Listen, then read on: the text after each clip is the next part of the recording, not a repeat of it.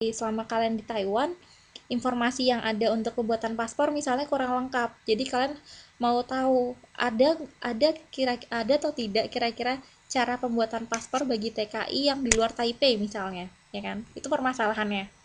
Kemudian kalian perumuskan tujuannya. Kenapa tujuan ini penting? Karena banyak TKI yang tinggal di luar Taipei dan waktu libur mereka terbatas. Waktu liburnya pun jatuh pada hari libur, bukan hari kerja. Sedangkan pembuatan paspor dilakukan di hari kerja misalnya, ya kan? Lalu kalian merumuskan perencanaannya dari waktu dan juga anggaran. Kalian akan melaksanakan penelitian ini dalam tempo misalnya 1 bulan. Anggaran yang disediakan misalnya 2000 NT. 2000 NT itu mencakup apa saja? Misalnya 100 NT misalnya untuk pulsa karena untuk menelpon orang KDEI, kemudian nanti ada misalnya 500 NT untuk transportasi pulang pergi ke Taipei misalnya dari Taichung, lalu mungkin ada 200 NT untuk misalnya dokumentasi, jadi ketika kalian memfotokopi, kalian menduplikasi dokumen-dokumen itu, lalu sisanya mungkin bisa untuk biaya lain-lain, ya kan? Itu perencanaan. Jadi itu yang kalian tulis ketika pertama kali kalian mau melakukan penelitian, atau kita sebutnya dengan proposal. Kemudian kita masuk ke tahap implementasi. Implementasi di sini kalian merumuskan lagi 2 hal. Bagaimana kalian mau melakukan ini, tindakan apa yang akan kalian ambil. Yang kedua, komunikasinya seperti apa. Contoh misalnya, tindakan. Kalian lihat, karena yang mau kalian teliti itu pembuatan paspor di Taiwan oleh KDEI, jadi kalian harus lihat KDEI itu organisasi apa, bagaimana mereka bekerja, lalu prosedurnya apa yang dibutuhkan untuk mendapatkan data dari KDEI misalnya. Ternyata dari website pun sudah ada. Atau mungkin kalian ingin mewawancarai salah satu misalnya kepala bidang konsulernya atau bidang imigrasi. Seperti apa yang harus kalian prosedurnya itu seperti apa. Jadi kan harus tahu, lalu kalian rumuskan, oh saya harus menghubungi ini. Atau masih loading, di saya sih enggak ya Mbak ya.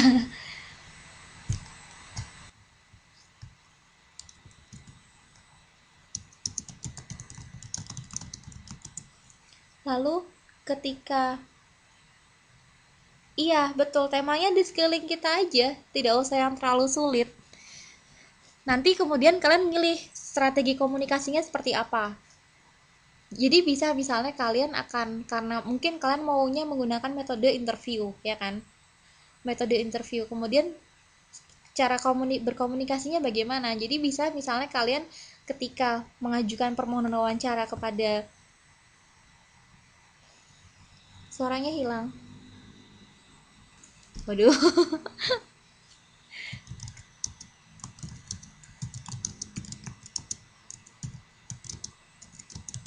Ketika kalian misalnya mau mengajukan interview, kalian berusaha untuk mengkomunikasikan lebih awal. Misalnya, saya mau wawancara dengan Bapak ini, kalian bicara dengan misalnya sekretarisnya tuh lebih awal, dan kalian tuh berusaha memberikan daftar pertanyaan yang kira-kira kalian mau tanya kepada narasumbernya. Nah, itu strategi kalian berkomunikasinya. Kemudian apa medianya? Misalnya kalian mau menggunakan tape recorder, atau kalian hanya mau menggunakan, bisa kan hanya mencatat hasil wawancara.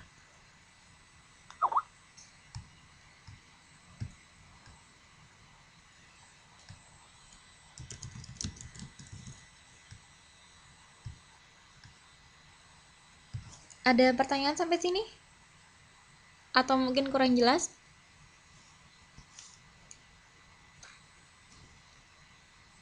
Halo?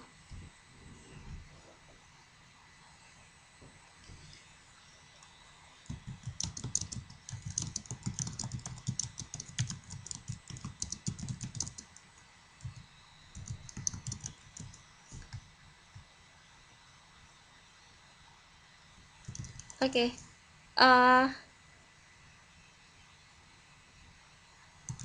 Jadi saya lanjutkan pakai Skype atau kita coba pakai Wizik?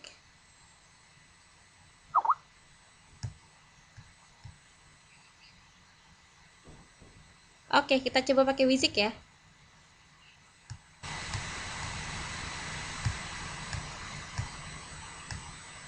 Halo, jelas? Halo, tes, tes.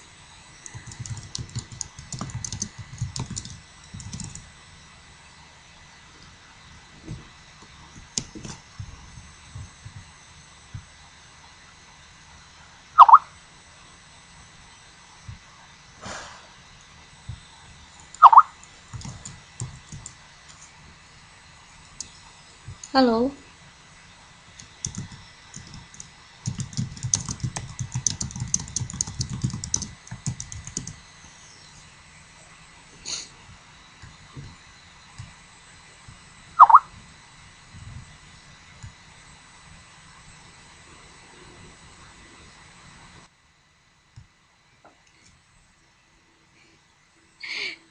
Oke, pakai pakai Skype saja ya karena suaranya tidak masuk ternyata.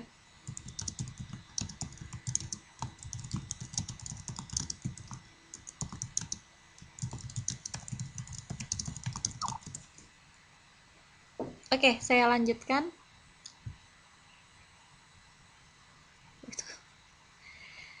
Oke. Lalu yang terakhir itu adalah tahap evaluasi. Jadi tahap evaluasi adalah melihat efektivitas suatu program yang telah dilaksanakan dan sumbangan program humas ini bagi organisasi. Atau singkatnya oleh Brom and Dozier, dia menyatakan bahwa evaluation is determining the worth of something. Jadi evaluasi ini untuk membuktikan atau untuk melihat apakah sejauh ini penelitian yang ingin kalian lakukan ini berguna atau bisa memberikan sumbangsi. Terutama karena kalian di sini sebagai humas, kalian pasti kan bekerja di suatu institusi atau organisasi. Jadi penelitian ini kira-kira bisa memberikan manfaat tidak terhadap organisasi. Itu fungsinya dilakukan evaluasi. Jadi ketika kalian sudah merencanakan, kalian melaksanakan penelitiannya.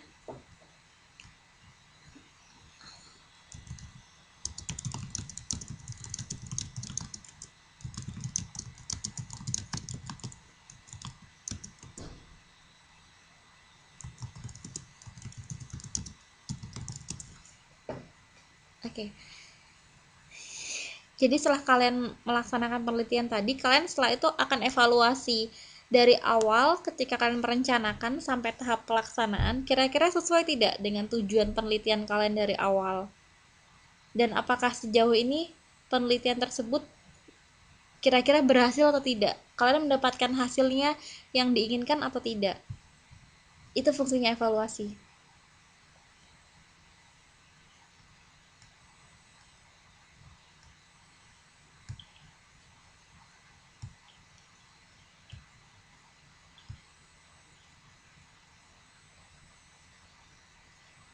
Oke, lalu di sini kita ada manfaat evaluasi.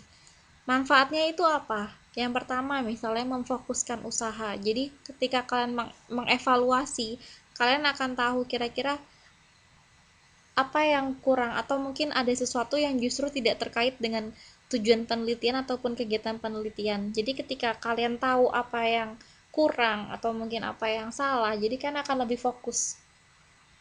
Kemudian menunjukkan keefektifan.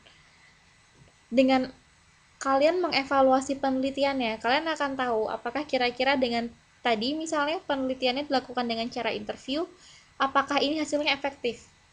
Atau mungkin sebaliknya, dengan cara interview ternyata tidak efektif. Kenapa? Karena misalnya jawaban yang didapatkan sifatnya subjektif karena hanya dari jawaban satu orang misalnya.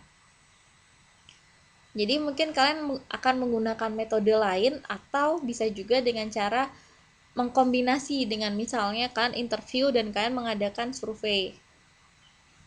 Kemudian yang ketiga yaitu memastikan efisiensi biaya. Di awal tadi kalian sudah membuat perencanaan anggaran kan, kira-kira anggarannya itu berapa misalnya. Nah, ketika kalian melakukan evaluasi kan akan cross check lagi, check and balance. Biaya 2000 NT tadi ternyata biayanya cukup atau tidak? Lalu apakah kalian menggunakan biaya itu sesuai dengan apa yang kalian rencanakan? Atau misalnya